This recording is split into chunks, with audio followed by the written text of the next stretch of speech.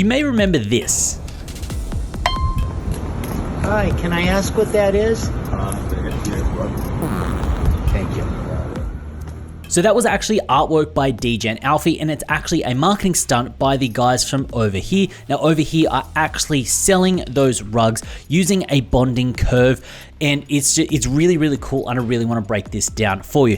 Now, down below there are chapters so you can fast forward to the sections that you want to help you navigate the video easier. Also, this is not financial advice, I'm not a financial advisor. Please do your own research before moving in on the crypto or NFT space. So Alfie is a prominent artist in the Web3 space, creating a whole bunch of crypto based artworks that have popped off. And when we get to the artwork itself, it is very detailed. Now, it has actually been built in a way to be looked at from every single angle. So when you're walking over the rug, you're not walking over it the same way every single time. The idea is that from every single angle, you're gonna notice different things. So you've got SBF here, you've then got like the FTX tokens, you've got his old Camry, you've got Gary Gensler. Look, there are so many different details that actually go into the artwork. So the artwork itself is quite detailed and it tells a story. Now, the reason that the guys actually commissioned this and wanted to do this is a lot of the guys from Over Here actually lost a bunch of money in the FTX debacle. So this is almost a way to kind of poke fun at it and cope and kind of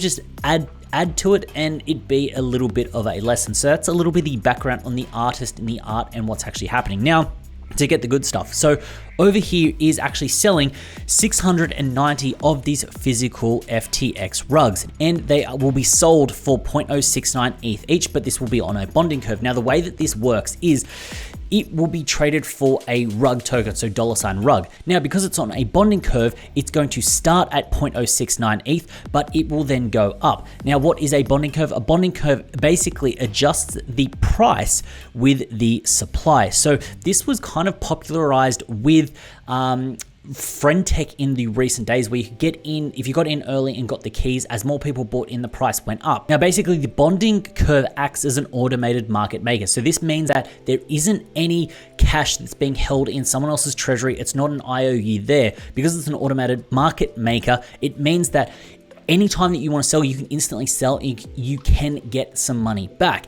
It does mean though, if you buy at a higher price, there could be a chance for you to sell lower when the price falls back down. But it also means that if you act fast and move quickly, you then have a lower chance for downside and just more chance with upside. And we saw this with friend tech, with people 3-3 keys, just a whole bunch of gamification. And this is a very interesting concept. Now, what does this mean for the floor price? Basically, you can burn a rug token, so $rug, and this then moves the floor up because they've then taken one of those tokens out of supply. And this means that the floor price will technically rise up for every rug token that is burnt and every rug that is redeemed. Now, also a side note, I have been told that there will be an artwork that will be given to those people that burn the rug token, which is to go along with the rug itself. So there is that little aspect as well. So I think that's fun and that's a little bit cool. Now, this has actually played out before in another way with a game token thing called Unisocks. And you can see right here, this is basically a pair of socks, and it's they're currently selling for $45,222. But they actually ran up to around $145,000 at that point in time, and the socks have been redeemed. So 201 socks have been redeemed.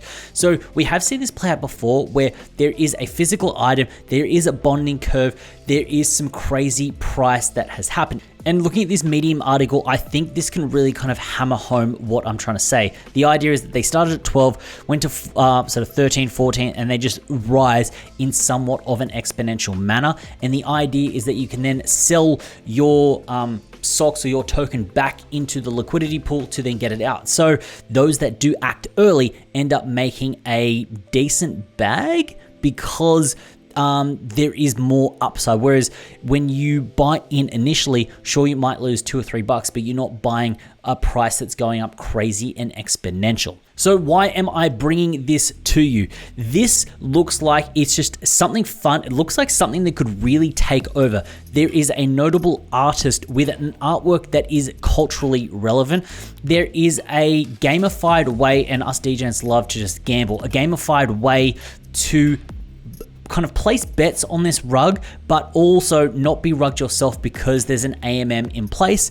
And this is the kind of thing that I think those that get that early mover advantage end up reaping the rewards, because first off, they're in early on the bonding curve. But if for some reason the market catches it, likes it, and people do flood in, this thing looks like it could absolutely print. Now, it's not financial advice. I'm not a financial advisor. I'm not saying ape into it. Like, that's just crazy. But what I'm trying to say here is this is still new. A lot of people don't know about this, and I think this is very fun, very interesting, and it's a unique concept. And I think this will take over because we love different things in the space, and when different things pop up, things are just go absolutely crazy. Now, but you're saying, what's the team going to make into this? The team will take a percentage of the trades, the same that we saw with Friendtech. So for them, when I actually spoke to the team, the idea with this as a project isn't to necessarily make a fat bag. This is to bring attention to their sort of launch pad, what they're kind of doing with over here, because what they want to do is they want to turn this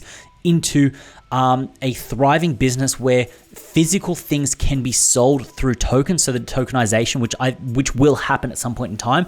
And this is a very good way to actually kind of get the message out, show what is possible, and essentially just contribute to the space as a whole. Now, look, I asked the guys if they're doing any whitelisting. They said they're going to be doing 69 whitelists. Now, I'm not currently whitelisting, but I'm pressuring them to give me whitelist.